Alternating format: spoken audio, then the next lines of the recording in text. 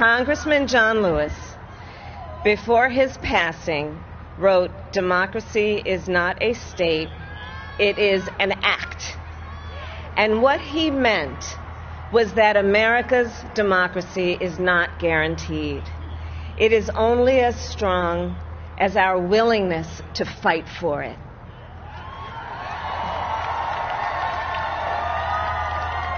To guard it and never take it for granted.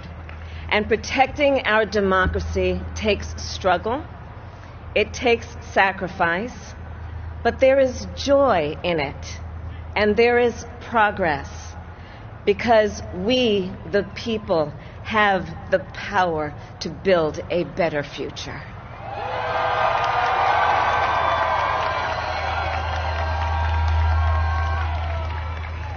And when our very democracy was on the ballot in this election, with the very soul of America at stake, and the world watching, you ushered in a new day for America.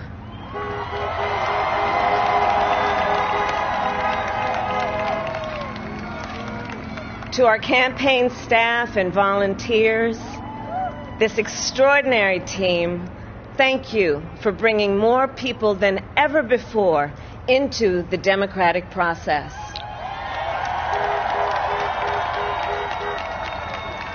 And for making this victory possible.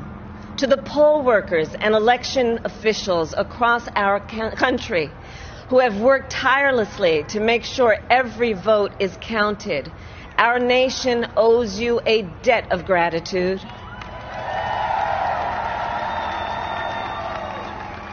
You have protected the integrity of our democracy. And to the American people who make up our beautiful country, thank you for turning out in record numbers to make your voices heard.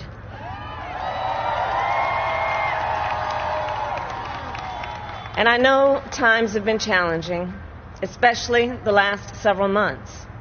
The grief, sorrow, and pain, the worries and the struggles.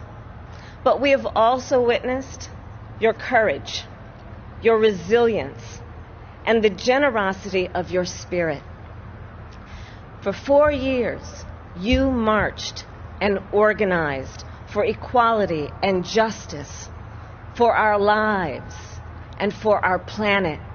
And then you voted.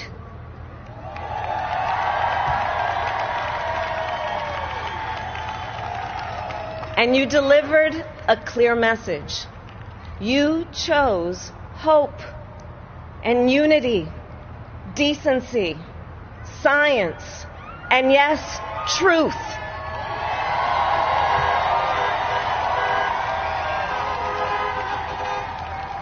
You chose Joe Biden as the next president of the United States of America.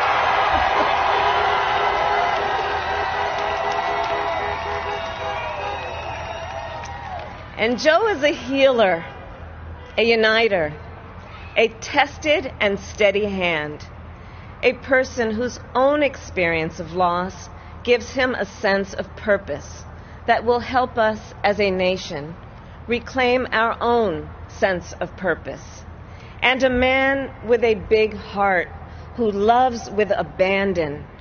It's his love for Jill, who will be an incredible First Lady.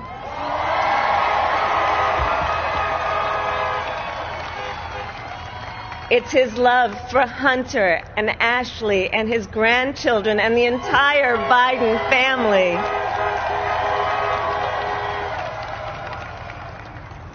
And while I first knew Joe as vice president, I really got to know him as the father who loved Bo, my dear friend who we remember here today. And to my husband, Doug,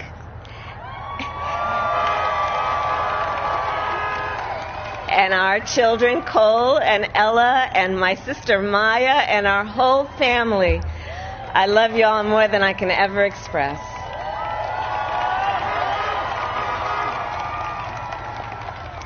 We are so grateful to Joe and Jill for welcoming our family into theirs on this incredible journey. And to the woman most responsible for my presence here today, my mother, Kamala Harris, who is always in our hearts. When she came here from India at the age of 19, she maybe didn't quite imagine this moment. But she believed so deeply in an America where a moment like this is possible. And so I am thinking about her and about the generations of women, black women,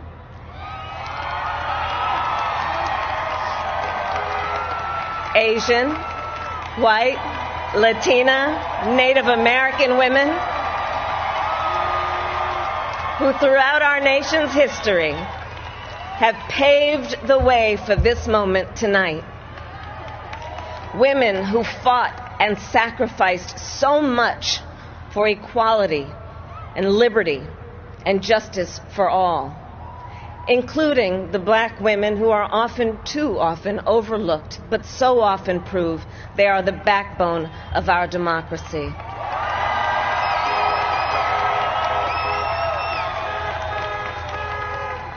All the women who have worked to secure and protect the right to vote for over a century, 100 years ago with the 19th Amendment, 55 years ago with the Voting Rights Act, and now in 2020 with a new generation of women in our country who cast their ballots and continued the fight for their fundamental right to vote and be heard.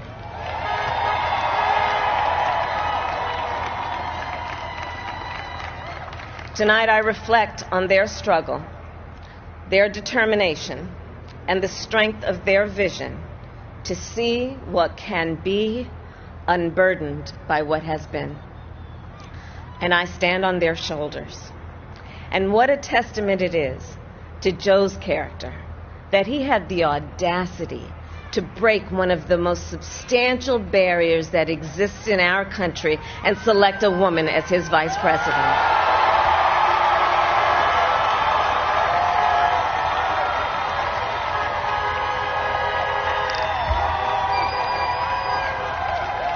But while I may be the first woman in this office, I will not be the last.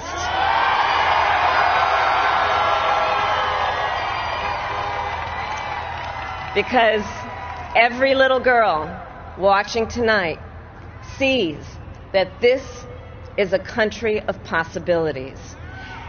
And to the children of our country, regardless of your gender, our country has sent you a clear message.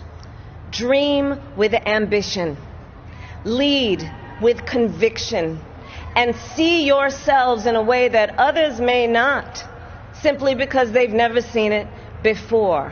But know that we will applaud you every step of the way.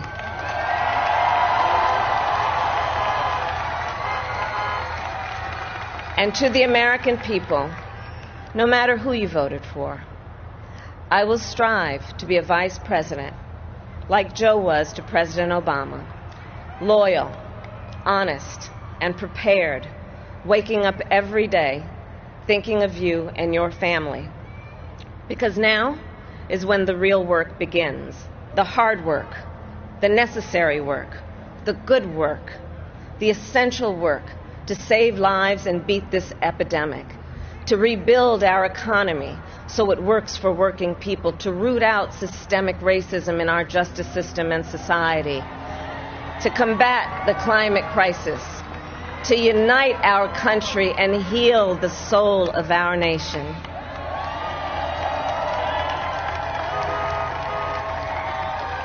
And the road ahead will not be easy, but America is ready. And so are Joe and I.